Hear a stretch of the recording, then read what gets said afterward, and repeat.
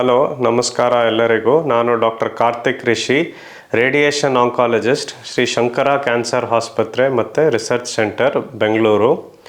ಇವತ್ತು ನಾನು ಲಂಗ್ ಕ್ಯಾನ್ಸರ್ನ ಹೇಗೆ ರೇಡಿಯೇಷನ್ ಮೂಲಕ ಟ್ರೀಟ್ಮೆಂಟ್ ಮಾಡ್ಬೋದು ಅಂತ ಮಾಹಿತಿ ಕೊಡ್ತೀನಿ. ಸೊ ಲಂಗ್ ಕ್ಯಾನ್ಸರ್ ಅಂದಾಗ ಫಸ್ಟ್ ಏನು ಮೈಂಡಲ್ಲಿ ಬರುತ್ತೆ ಅಂದರೆ ಸ್ಮೋಕಿಂಗ್ ಮಾಡಿದ್ರೆ ಲಂಗ್ ಕ್ಯಾನ್ಸರ್ ಬರುತ್ತೆ ಅಂತ. ಅದು ಕರೆಕ್ಟು. ಹೆಚ್ಚಿಗೆ ಸ್ಮೋಕರ್ಸಲ್ಲಿ ಲಂಗ್ ಕ್ಯಾನ್ಸರ್ ಕಾಣಿಸ್ಕೊಳ್ಳೋ ಚಾನ್ಸಸ್ ಇರುತ್ತೆ. ಆದರೆ ಈಗ ನಾವು ನೋಡ್ತಾ ಇದ್ದೀವಿ, ಯಾರು ಸ್ಮೋಕಿಂಗ್ ಮಾಡಲ್ವೋ ಅವರಲ್ಲೂ ಕೂಡ ಲಂಗ್ ಕ್ಯಾನ್ಸರ್ ಬರೋ ಸಾಧ್ಯತೆ ಇರುತ್ತೆ. ಸೊ ಇದು ಯಾವ ಕಾರಣ ಅಂತ ಹೇಳೋದು ಕಷ್ಟ, ಆದರೆ ಕೆಲವು ಜೆನೆಟಿಕ್ ಚೇಂಜಸ್ಸು, ಮ್ಯೂಟೇಷನ್ಸ್ ಅಂತ ಹೇಳ್ತೀವಿ, ಆ ಥರ ಆದಾಗ ಈವನ್ ನಾನ್ ಸ್ಮೋಕರ್ಸಲ್ಲೂ ಕೂಡ ಲಂಗ್ ಕ್ಯಾನ್ಸರ್ ಕಾಣಿಸ್ಕೊಳ್ಳೋ ಸಾಧ್ಯತೆ ಇರುತ್ತೆ. ಯೂಶ್ವಲ್ ಆಗಿ ಸಾಮಾನ್ಯವಾಗಿ ಹೇಗೆ ಅಂದರೆ ಲಂಗ್ ಕ್ಯಾನ್ಸರ್ ಬಂದವ್ರಿಗೆ ತುಂಬ ಅರ್ಲಿ ಸ್ಟೇಜಲ್ಲಿ ಸಿಮ್ಟಮ್ಸ್ ಕೂಡ ಕಾಣಿಸ್ಕೊಳ್ಳಲ್ಲ. ನಾವು ಬೇರೆ ಯಾವುದೋ ಕಾರಣಕ್ಕೆ ಸ್ಕ್ಯಾನ್ ಮಾಡಿದಾಗ ಲಂಗ್ ಕ್ಯಾನ್ಸರ್ನ ಕಂಡುಹಿಡಿಬೋದು. ಇನ್ನು ಕೆಲವು ಜನಕ್ಕೆ ಸ್ವಲ್ಪ ಅಡ್ವಾನ್ಸ್ಡ್ ಇದ್ದಾಗ ಕೆಮ್ಮು ಬರ್ಬೋದು, ಅಥವಾ ಕಫ ಜಾಸ್ತಿ ಬರ್ಬೋದು, ಕಫದಲ್ಲಿ ಸ್ವಲ್ಪ ರಕ್ತ ಕಾಣಿಸ್ಕೋಬೋದು. ಇನ್ನು ಕೆಲವು ಜನಕ್ಕೆ ಶ್ವಾಸಕೋಶದಲ್ಲಿ ನೀರು ತುಂಬ್ಕೋಬೋದು. ಸೊ ಈ ಥರ ಹಲವಾರು ಸಿಮ್ಟಮ್ಸ್ ಕಾಣಿಸ್ಕೋಬೋದು. ಸೊ ಡಾಕ್ಟರ್ನ ನೋಡಿದಾಗ ಟೆಸ್ಟ್ಸ್ ಮಾಡಿ ಲಂಗ್ ಕ್ಯಾನ್ಸರ್ನ ಕಂಡುಹಿಡಿಬೋದು. ಸಾಮಾನ್ಯವಾಗಿ CT ಸ್ಕ್ಯಾನ್ ಮಾಡಿದಾಗ ಈ ಕಾಯಿಲೆ ಇರೋ ಸಸ್ಪಿಷನ್ ಬರುತ್ತೆ. ಒನ್ಸ್ ಆ ಸಸ್ಪಿಷನ್ ಬಂದಾಗ ಬಯಾಪ್ಸಿ ಅಂತ ಮಾಡಬೇಕಾಗತ್ತೆ. ಸೊ 2 ಥರ ಬಯಾಪ್ಸಿ ಮಾಡ್ಬೋದು. ಒಂದು CT ಸ್ಕ್ಯಾನ್ ಗೈಡೆಡ್ ಬಯಾಪ್ಸಿ ಅಂತ, ಅಥವಾ ಎರಡನೇದು ಬ್ರಾಂಕೋಸ್ಕೋಪಿಕ್ ಬಯಾಪ್ಸಿ ಅಂತ ಮಾಡ್ಬೋದು. ಈ 2 ಮೂಲಕ ನಾವು ಲಂಗ್ ಕ್ಯಾನ್ಸರ್ ಡಯಾಗ್ನೋಸಿಸ್ನ ಕನ್ಫರ್ಮ್ ಮಾಡ್ಬೋದು. ಒನ್ಸ್ ಅದು ಡಯಾಗ್ನೋಸಿಸ್ ಗೊತ್ತಾದ ಮೇಲೆ ನಾವು ಸ್ಟೇಜಿಂಗ್ ಅಂತ ಮಾಡ್ತೀವಿ. ಸಾಮಾನ್ಯವಾಗಿ PET CT ಸ್ಕ್ಯಾನ್ ಅಂತ ಒಂದು ಮಾಡ್ತೀವಿ. ಅದು ಏನಂದರೆ ಇಡೀ ಮೈನ ಸ್ಕ್ಯಾನ್ ಮಾಡುತ್ತೆ. ಆ ಕಾಯಿಲೆ ಬೇರೆ ಎಲ್ಲಾದರೂ ಹರಡಿದೆಯಾ ಅಥವಾ ಆ ಜಾಗದಲ್ಲಿ ಮಾತ್ರ ಕಾಣಿಸ್ಕೊಂಡಿದೆಯಾ ಅಂತ ನಾವು ನೋಡಬೇಕಾಗತ್ತೆ. ಒನ್ಸ್ ಅದು PET ಸ್ಕ್ಯಾನ್ ಮಾಡಿದ್ಮೇಲೆ ನಾವು ಸ್ಟೇಜಿಂಗ್ ಅಂತ ಮಾಡ್ತೀವಿ. ಈಗ ಯೂಶ್ವಲ್ ಟ್ರೀಟ್ಮೆಂಟ್ ಏನು ಲಂಗ್ ಕ್ಯಾನ್ಸರ್ಗೆ ಅಂದರೆ ಅರ್ಲಿ ಸ್ಟೇಜ್ 1 ಅಥವಾ ಸ್ಟೇಜ್ 2 ಇದ್ದಾಗ ಆಪರೇಷನ್ ಮಾಡ್ಬೋದು ಅಥವಾ ರೇಡಿಯೇಷನ್ ಕೊಡ್ಬೋದು. ಆಪರೇಷನ್ ಅಂದರೆ ಶ್ವಾಸಕೋಶದ ಒಂದು ಭಾಗನ ತೆಗಿಬೇಕಾಗತ್ತೆ. ರೇಡಿಯೇಷನ್ನಲ್ಲಿ ಆಪರೇಷನ್ ಇಲ್ಲದೇ ಆ ಲಂಗ್ ಕ್ಯಾನ್ಸರ್ ಗಡ್ಡೆನ ನಾವು ರೇಡಿಯೇಷನ್ ಕೊಟ್ಟು ಅದನ್ನು ನಾವು ಪೂರ್ತಿ ಕ್ಲಿಯರ್ ಮಾಡ್ಬೋದು.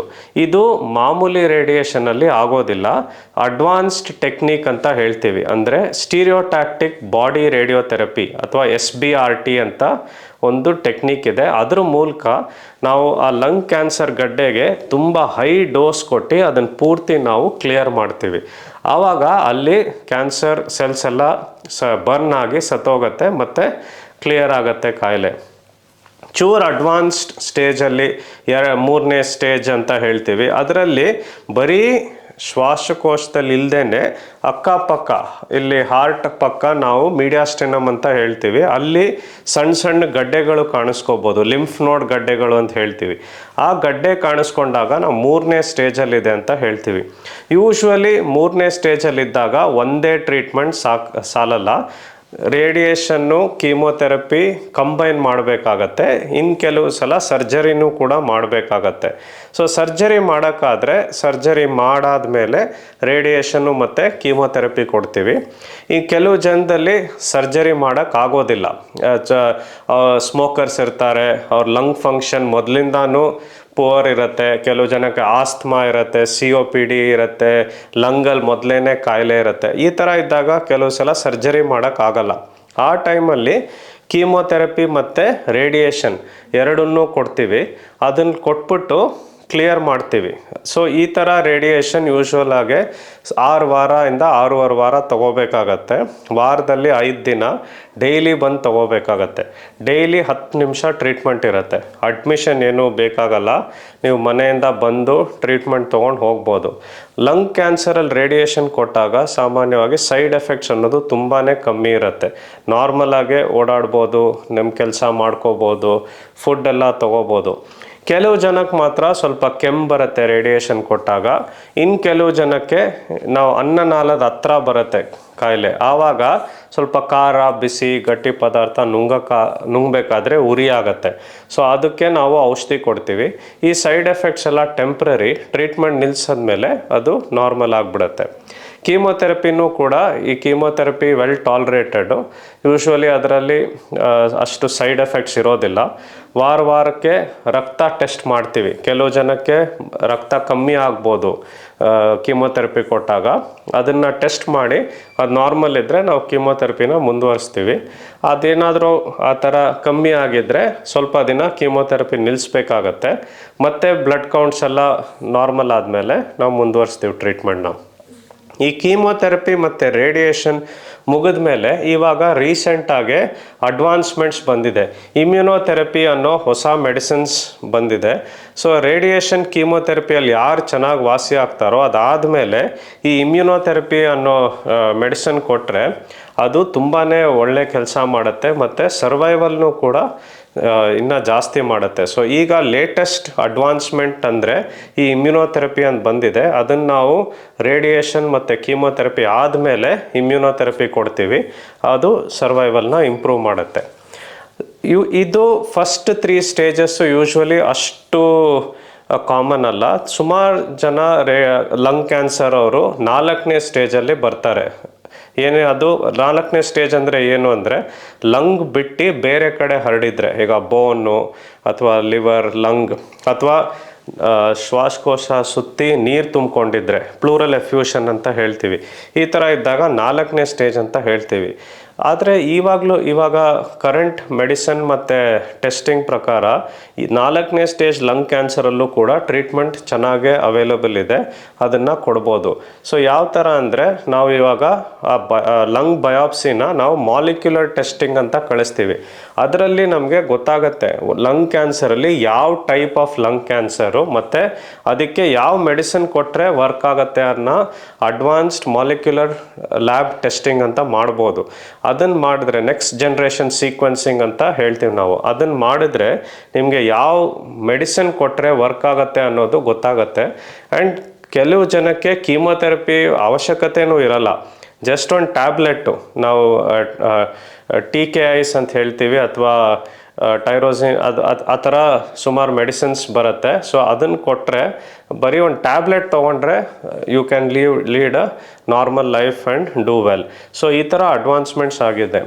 ಈಗ ರೇಡಿಯೇಷನ್ಗೆ ಬಂದಾಗ ಸುಮಾರು ಲಂಗ್ ಕ್ಯಾನ್ಸರ್ಗೆ ನಾವು ಸ್ಟೀರಿಯೋಟ್ಯಾಕ್ಟಿಕ್ ಬಾಡಿ ಥೆರಪಿ ಅಂತ ಹೇಳಿದೆ. ಅದ್ರ ಮೂಲಕನೇ ನಾವು ಲಂಗ್ ಕ್ಯಾನ್ಸರ್ನ ಕ್ಲಿಯರ್ ಮಾಡ್ತೀವಿ. ಸೊ ಅದು ಏನು ಮಾಡ್ತೀವಿ ಅಂದರೆ ವೆರಿ ಹೈ ಡೋಸ್ ತೊಗೊಂಡು ಆ ಫೋಕಸ್ಡ್ ಆಗಿ ರೇಡಿಯೇಷನನ್ನು ಕೊಡ್ತೀವಿ. ಹೈ ಡೋಸ್ ಅಂದರೆ ಏನು? ಈಗ ನಾರ್ಮಲ್ ಆಗಿ ನಾವು ಒಂದು ದಿನಕ್ಕೆ 2 ಗ್ರೇ ಅಂತ ಕೊಡ್ತೀವಿ. ಇದರಲ್ಲಿ ನಾವು ಅದಕ್ಕೆ 10 ಟೈಮ್ ಜಾಸ್ತಿ ಡೋಸ್ ಕೊಡ್ತೀವಿ. 20 ಗ್ರೇ, 12 ಗ್ರೇ, 15 ಗ್ರೇ ಈ ಥರ ಕೊಡ್ತೀವಿ. ಸೊ ಅದರಿಂದ ಏನಾಗುತ್ತೆ ಅಂದರೆ ಅಲ್ಲಿ ಕ್ಯಾನ್ಸರ್ ಸೆಲ್ಸ್ ಪೂರ್ತಿ ಕ್ಲಿಯರ್ ಆಗೋಗುತ್ತೆ. ಸೊ ಕಂಪ್ಲೀಟ್ಲಿ ರಿಮೂವ್ ಮಾಡಿ ಪೇಷಂಟ್ ನಾರ್ಮಲ್ ಆಗ್ತಾರೆ. ಆದರೆ ಇಷ್ಟು ಹೈ ಡೋಸ್ ಕೊಡಬೇಕಾದ್ರೆ ನಾವು ತುಂಬ ಕೇರ್ಫುಲ್ಲಾಗಿ ಕೊಡಬೇಕು. ಯಾಕಂದರೆ ಕ್ಯಾನ್ಸರ್ ಸೆಲ್ಸನ್ನು ಕಿಲ್ ಮಾಡೋಕ್ಕೆ ಹೋಗಿ ನಾವು ಅಕ್ಕಪಕ್ಕ ಇರೋ ನಾರ್ಮಲ್ ಟಿಶ್ಯೂಸನ್ನು ನಾವು ಅಫೆಕ್ಟ್ ಮಾಡಬಾರ್ದು. ಯಾಕಂದರೆ ಅದರಿಂದ ಸೈಡ್ ಎಫೆಕ್ಟ್ಸ್ ಬರುತ್ತೆ. ಸೊ ಅದಕ್ಕೆ ಅಂತ ನಾವು ಸ್ಪೆಷಲೈಸ್ಡ್ ಟೆಕ್ನಿಕ್ಸ್ ಯೂಸ್ ಮಾಡಿ ಅಡ್ವಾನ್ಸ್ಡ್ ಮಿಷಿನ್ಸ್ ಯೂಸ್ ಮಾಡ್ತೀವಿ SBRTನ ಕೊಡೋಕ್ಕೆ. ಸೊ ನಾರ್ಮಲಿ ಏನು ಮಾಡ್ತೀವಿ ಅಂದರೆ ಫಸ್ಟು ಒಂದು advanced type of CT scan ತೊಗೊಳ್ತೀವಿ. ಅದರಲ್ಲಿ ಪೇಷಂಟ್ ಬ್ರೀತ್ ಮಾಡಿದಾಗ ಉಸಿರು ತೊಗೊಂಡಾಗ ಲಂಗ್ ಕ್ಯಾನ್ಸರು ಕೂಡ ಮೂವ್ ಆಗುತ್ತೆ. ಜೋರು ಉಸಿರು ತೊಗೊಂಡಾಗ ಕ್ಯಾನ್ಸರ್ ಮೇಲೆ ಹೋಗುತ್ತೆ, ಉಸಿರು ಬಿಟ್ಟಾಗ ಕ್ಯಾನ್ಸರ್ದು ಸೆಲ್ಸ್ ಕೆಳಗಡೆ ಬರುತ್ತೆ. ಸೊ ಈ ಥರ ಅಡ್ವಾನ್ಸ್ಡ್ ಟೆಕ್ನಿಕಲ್ಲಿ ಏನು ಮಾಡ್ತೀವಿ ಅಂದರೆ ಈ ಕ್ಯಾನ್ಸರ್ ಕಾಯಿಲೆ ಉಸಿರು ತೊಗೊಂಡಾಗ ಎಷ್ಟು ಮೂವ್ಮೆಂಟ್ ಆಗುತ್ತೆ ಅನ್ನೋದನ್ನು ನಾವು ನೋಡ್ತೀವಿ. ಸೊ ಆ ಪರ್ಟಿಕ್ಯುಲರ್ ಪರ್ಸನ್ಗೆ ಎಷ್ಟು ಮೂವ್ಮೆಂಟ್ ಆಗುತ್ತೆ ಅಂತ ಗೊತ್ತಾಯಿತು ಅಂದರೆ ನಾವು ಕಂಪ್ಲೀಟಾಗಿ ಆ ಮೂವ್ಮೆಂಟನ್ನೇ ಕ್ಯಾಪ್ಚರ್ ಮಾಡ್ಬೋದು. ಇದನ್ನು ನಾವು 4D CT ಅಂತ ಹೇಳ್ತೀವಿ. ಈಗ ನಾವು ಅದನ್ನು ಮಾಡಲಿಲ್ಲ ಅಂದರೆ ನಾವು ರೇಡಿಯೇಷನ್ ಒಂದು ಜಾಗದಲ್ಲಿ ಕೊಟ್ಟರೆ, ಸಪೋಸ್ ಪೇಷಂಟ್ ಉಸಿರು ತೊಗೋಬೇಕಾದ್ರೆ ಕ್ಯಾನ್ಸರ್ ಮೇಲ್ಗಡೆ ಹೋಗಿ ನಾವು ಕೆಳಗಡೆ ರೇಡಿಯೇಷನ್ ಕೊಟ್ಟರೆ ಅದು ತಪ್ಪಾಗತ್ತೆ, ಬೇರೆ ಕಡೆ ಹೋಗುತ್ತೆ. ಸೊ ಆ ಥರ ಹೋಗ್ದೇ ಆ ಮೂವ್ಮೆಂಟ್ ಎಲ್ಲಿ ಕೆಳಗಡೆ ಎಲ್ಲಿದೆ ಮೇಲೆ ಎಲ್ಲಿದೆ ನೋಡಿಕೊಂಡು ಆ ರೇಂಜ್ ಆಫ್ ಮೋಷನ್ನ ಕ್ಯಾಪ್ಚರ್ ಮಾಡ್ಬೋದು. ಅದನ್ನು ಮಾಡಿಬಿಟ್ಟು ಅದಕ್ಕೆ ನಾವು ಪ್ಲ್ಯಾನ್ ಮಾಡಿದ್ರೆ ಟ್ಯೂಮರ್ ಮಿಸ್ ಆಗೋದಿಲ್ಲ. ಸೊ ಕರೆಕ್ಟಾಗಿ ರೇಡಿಯೇಷನ್ ಕ್ಯಾನ್ಸರ್ ಸೆಲ್ಸಿಗೆ ಮಾತ್ರ ಹೋಗುತ್ತೆ, ನಾರ್ಮಲ್ ಲಂಗಿಗೆ ಹೋಗೋದಿಲ್ಲ. ಸೊ ಈ ಥರ advance technique 4D CT use ಮಾಡಿಕೊಂಡು ನಾವು ಬರೀ ಕಾಯಿಲೆ ಎಲ್ಲಿದೆಯೋ ಆ ಜಾಗಕ್ಕೆ ಮಾತ್ರ ನಾವು ಹೈ ಡೋಸ್ ಕೊಟ್ಟಾಗ ಕ್ಯಾನ್ಸರ್ ಸೆಲ್ಸ್ ಕ್ಲಿಯರ್ ಆಗುತ್ತೆ ಮತ್ತು ಲಂಗಿಗೂ ಸೈಡ್ ಎಫೆಕ್ಟ್ಸ್ ಇರೋದಿಲ್ಲ. ಸೊ ಈ ಹೊಸ ಟೆಕ್ನಿಕ್ ಸ್ಟೀರಿಯೋಟ್ಯಾಕ್ಟಿಕ್ ಬಾಡಿ ರೇಡಿಯೋಥೆರಪಿಯಿಂದ ತುಂಬಾ ಜನ ಬೆನಿಫಿಟ್ ಆಗಿದ್ದಾರೆ. ಇದರಲ್ಲಿ ಅಡ್ವಾಂಟೇಜ್ ಏನು ಅಂದರೆ ನಿಮಗೆ ಸರ್ಜರಿ ಬೇಕಾಗಲ್ಲ, ಅದ್ರ ಆಪ್ರೇಷನ್ ಮಾಡಿರೋ ನೋವು ಏನೂ ಇರಲ್ಲ. ಇದು ಔಟ್ಸೈಡಿಂದ ಕೊಡೋದ್ರಿಂದ ಪೇಯ್ನು, ಸುಸ್ತಾಗೋದು ಏನೂ ಇರೋದಿಲ್ಲ. ಪ್ರತಿ ಸಲ ಒಂದು 1/2 hour ಟ್ರೀಟ್ಮೆಂಟ್ ಇರುತ್ತೆ. ಮನೆಯಿಂದ ಬಂದು ಟ್ರೀಟ್ಮೆಂಟ್ ತೊಗೊಂಡು ವಾಪಸ್ ಹೋಗ್ಬೋದು. ಮನೆಯಲ್ಲೂ ಕೂಡ ನಾರ್ಮಲಾಗಿ ಇರ್ಬೋದು, ಎಲ್ಲರ ಜೊತೆ ಇರ್ಬೋದು, ಆಚೆ ಓಡಾಡ್ಬೋದು, ಫುಡ್ಡು ನಾರ್ಮಲಾಗಿ ತೊಗೋಬೋದು. ಈ treatment usually 5 to 7 days or maximum 10 days ಇರುತ್ತೆ. ಸೊ ಡೈಲಿ ಆ 10 days ಬಂದು ತೊಗೊಂಡೋದ್ರೆ ಕ್ಲಿಯರ್ ಆಗುತ್ತೆ. ಸೊ ಈ ಥರ ಹಲವಾರು ಅಡ್ವಾನ್ಸಸ್ ಆಗಿದೆ ಲಂಗ್ ಕ್ಯಾನ್ಸರ್ ಟ್ರೀಟ್ಮೆಂಟಲ್ಲಿ. ಒಂದು ರೇಡಿಯೇಷನ್ ಮೂಲಕ ಅಡ್ವಾನ್ಸ್ಡ್ ಸ್ಟೀರಿಯೋಟ್ಯಾಕ್ಟಿಕ್ ಬಾಡಿ ರೇಡಿಯೋಥೆರಪಿಯಿಂದ ಫೋಕಸ್ಡಾಗಿ ಹೈ ಡೋಸ್ ಕೊಟ್ಟು ಕ್ಯೂರ್ ಮಾಡ್ಬೋದು.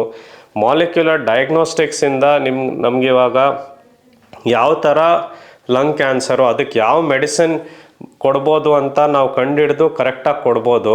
ಮೂರನೇದು ಇಮ್ಯುನೋಥೆರಪಿ ಅಂತ ಟ್ರೀಟ್ಮೆಂಟ್ ಬಂದು ತುಂಬಾ ಅಡ್ವಾನ್ಸ್ಮೆಂಟ್ಸ್ ಆಗಿದೆ. ಸೊ ಅದ್ರ ಮೂಲಕ ಇವಾಗ ಲಂಗ್ ಕ್ಯಾನ್ಸರ್ ಬಂದ್ರೂ ಭಯ ಪಡೋವಂಥದ್ದು ಏನೂ ಇಲ್ಲ.